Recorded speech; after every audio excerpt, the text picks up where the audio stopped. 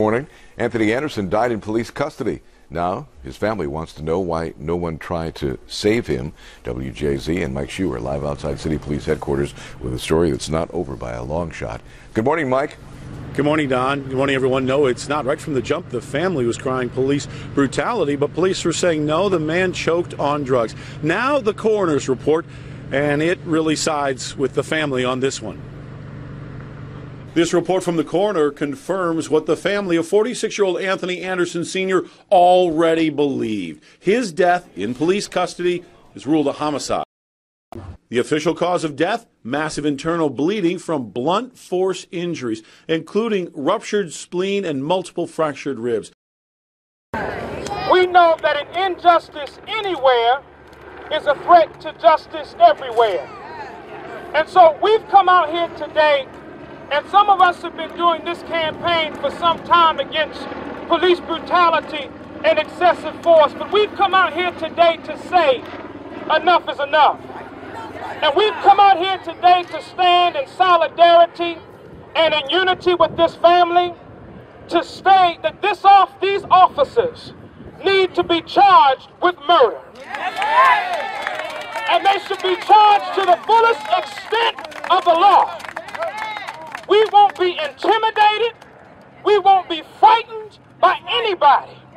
Because if we are frightened or intimidated, it could be our child the next day.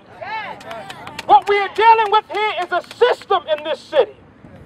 There have been 12 people killed by the Baltimore City Police Department this year alone.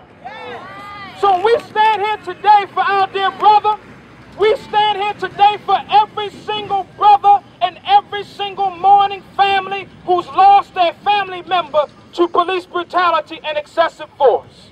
Initially, police said they caught Anderson in a drug deal and that he choked on drugs. But the autopsy report has ruled that out. Witnesses, including Anderson's mother, say officers beat the 46-year-old man to death as he walked from a corner store through a vacant lot at East Biddle Street and Mumford Avenue. They say plainclothes officers rolled up in a car, then an officer jumped out, grabbed Anderson from behind, then slammed him to the ground as his family, including his 2-year-old granddaughter, stood by. Everybody who shakes hand don't sell drugs. Everybody who's chat don't sell drugs. And they grabbed him and pinned his arms to the side, and he come straight up and slammed him on his neck. Collarbone. Picked him up and slammed him on his head. Guy never looked back or anything. He didn't even see the police come. Got to the point they was trying to tell him to get up, and they was kicking him, and he never moved. His mom says he was on his way to celebrate his granddaughter, Jakayla's birthday. And they killed him on her 2nd birthday. She'll never forget it. I watched the police pick my son up over his head and throw him down on the ground. What else do you want? Then they started kicking him.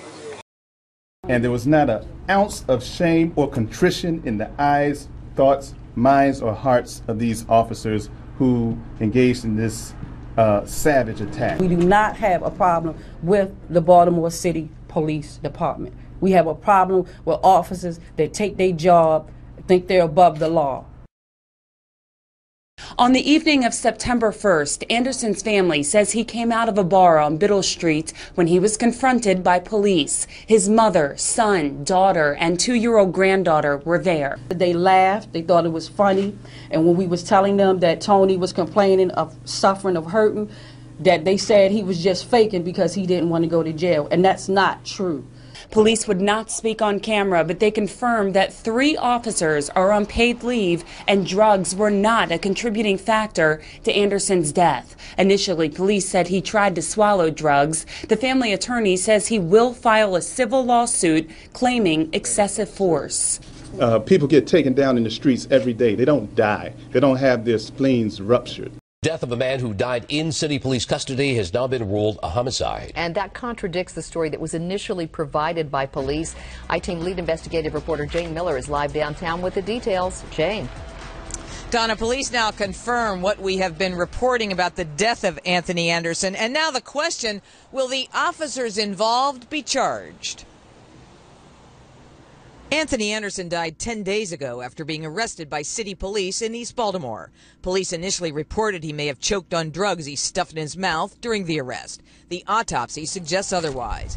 They are comforted in knowing that the medical examiner confirmed what they had been saying from day one, that he was killed as a result of being slammed to the ground. J. Wendell Gordon represents Anderson's family. Family members, he says, were witnesses and watched the encounter between Anderson and the officer. Grab him just above his knee, lift him up, and then slam him down to the ground with extreme force. 3 officers involved in the confrontation with Anderson are suspended. The state's attorney's office will determine whether charges will be filed. The 3 suspended officers are assigned to the Violent Crime Impact Division, that is a specialized unit of the police department. Anderson's family is addressing the autopsy results right now. Local activists and relatives of Anthony Anderson rallied Tuesday night to call for murder charges against 3 police officers who arrested him on September 21st. We're calling for murder charges. We're calling for these officers to be fired. We're calling for an end to their paid vacation at the taxpayers' expense. They said he was just faking because he didn't want to go to jail, and that's not true. Tony suffered on that lot. He was handcuffed and suffering, and he died. We want these officers fired. We want them arrested, and we want them convicted. Because if it was a normal citizen that committed homicide, they would be behind bars. Hopefully, Anthony death, you know, even though it's tragic, maybe we could get something positive in the neighborhood, because this is not the first time that the police has done this. Today, broken-hearted family members laid Anderson to rest while his community marched for justice. When do we want it? Now! There are far too many people who find themselves victimized by police brutality, excessive force, and police killings here in Baltimore City. Reverend C.D. Witherspoon has been at the forefront of the recent rallies on Montford Street. Justice for Anthony now! Witherspoon believes Anderson's death is just one of many caused by police brutality and says it's time for a change. And far too frequently, police officers get off the hook when they harm, when they brutalize, or in this case, when they kill somebody. And we want these officers charged with murder.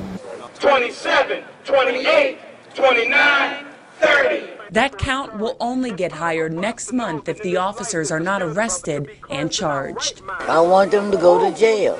I figure they need to go to jail. They killed my son. I saw them kill my son. Now, the officers are suspended with pay currently. Right now, the state's attorney's office will make the call on whether or not to charge them.